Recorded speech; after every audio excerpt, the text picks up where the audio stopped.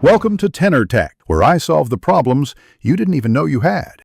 You start by making sure the deck has enough power and a stable network. Low battery can interrupt downloads. Next, press the Steam button then X to summon the on-screen keyboard overlay. This immediately triggers the system input handler. If you haven't already, go to Settings and enable the on-screen keyboard option. Once done, try opening any text field to verify it appears. These steps ensure the keyboard subsystem is active before diving into custom methods. You'll switch to desktop mode and use Discover to install a lightweight on-screen keyboard like KVKBD or Onboard because they offer better layout choices. After installing, open System Settings right arrow input devices, right arrow keyboard, and set the new keyboard service as default. This makes it active for both desktop and gaming sessions.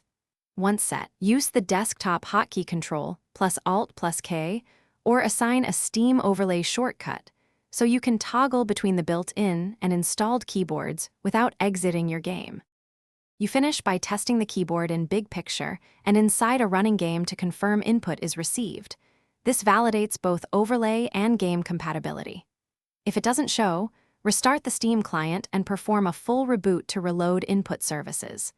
Make sure to clear or reset keyboard settings, and if needed, reinstall the keyboard package.